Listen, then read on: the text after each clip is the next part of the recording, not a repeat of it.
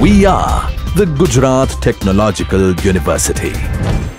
Since its inception over a decade ago, GTU has been empowering young and curating minds to realize their true potential.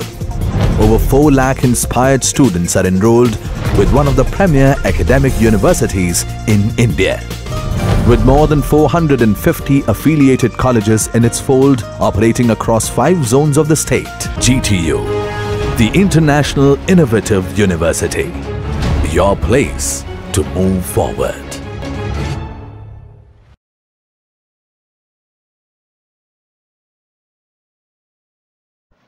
Hello dear students, today we will study the new article, that is Faraday's law of magnetic induction. So, have you ever observed that by use of the magnetic field we can introduce the current inside the loop?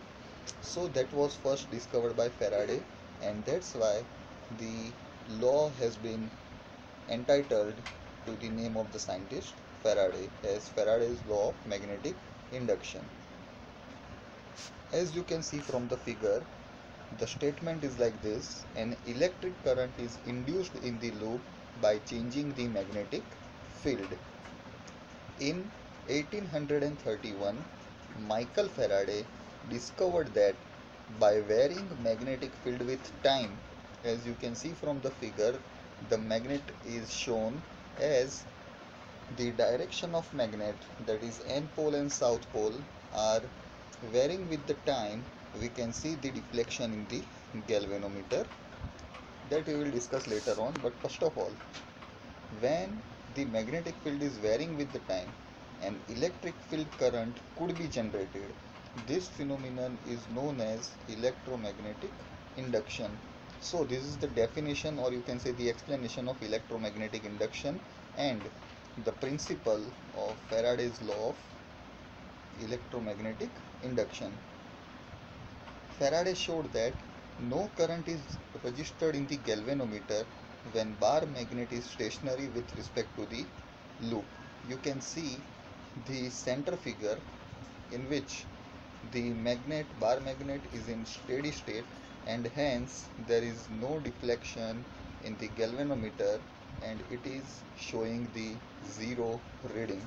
But when the magnet is getting closer to the loop, in the first figure as you can see, the galvanometer is showing the positive deflection in its reading, and in the last figure, from which we can observe that when the bar magnet is getting farther to this loop, the galvanometer is showing the negative or lesser deflection in its reading. However, a current is induced in the loop when a relative motion exists between the bar magnet and the loop. So, from this figure we can see that in the steady state there is no deflection in the galvanometer, but with the change in their position of bar magnet, there is a deflection observed in the galvanometer.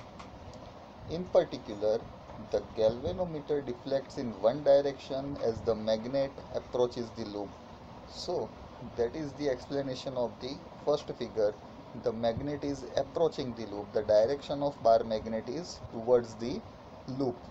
And when it is in the opposite direction, the galvanometer shows the negative reading.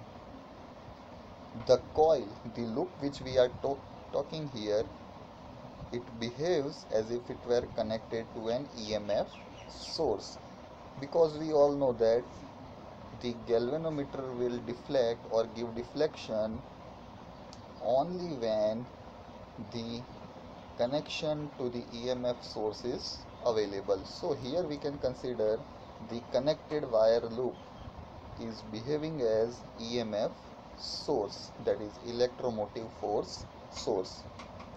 Experimentally, it is found that the induced EMF depends on the rate of change of magnetic flux through the coil. So, how much current will be generated as per the applied magnetic field will be discussed now theoretically. So, The magnetic flux is denoted with the phi symbol, as you can see from this equation. The subscript B is used to represent the applied magnetic field. So this is the magnetic flux. It is given by phi B is equal to B dot A. So this is the dot product of two vectors, and the simplification, when the dot is removed, the vector signs are removed, then we can rewrite in a scalar quantity. So phi B is equal to BA cos theta, where theta is the angle between the applied magnetic field and the cross-sectional area. The SI unit of magnetic flux is the Weber. See, if you are writing the full unit Weber, you have to mention all the digits in small letters. If you are writing in its acronym, then you have to use capital W and small b. So 1 Weber is equal to 1 Tesla per meter square. 1 Tesla into meter square. Tesla is the unit of applied magnetic field.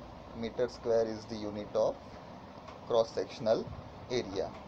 Thus, the induced EMF inside the loop, that is the main prospect of Faraday's law of magnetic induction, which can be mathematically expressed as epsilon, that is the induced EMF, is equal to minus d phi b by dt.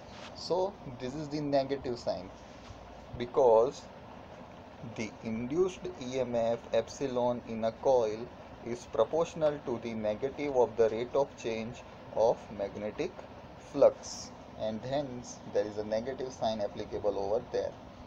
In order to understand the negative sign is very much explained by the Lenz scientist, and it is known as Lenz law. The question in your GTU examination will be asked as state and explain Faraday's law of electromagnetic induction, and also give the statement of Lenz law. So the Lenz law, we can say, is the identification of the direction of induced current in the loop. So let's go through the statement of Lenz law. The induced current produces magnetic fields which tend to oppose the change in the magnetic flux that induces such currents. Recalling this statement, from which we can easily understand that in the Faraday's law, we were considering that magnetic field generating the electric current.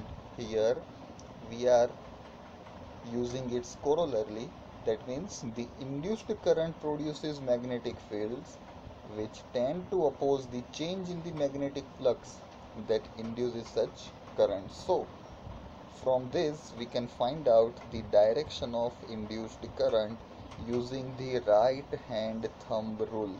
So in both the figures, if you are considering the positive EMF and negative EMF, because the galvanometer has shown both kind of deflection as we have seen in the first slide, so the direction of induced current will be totally depend on the positive and negative values of induced EMF, or we can say induced current.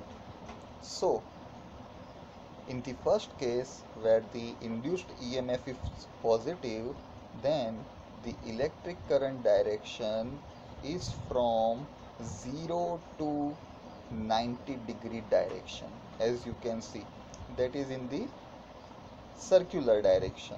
Whereas in the negative induced EMF, we have anti-circular motion of the induced electric current, with which the right hand thumb rule is also clearly explained, and the electric current generated is anti-parallel to the cross-sectional area.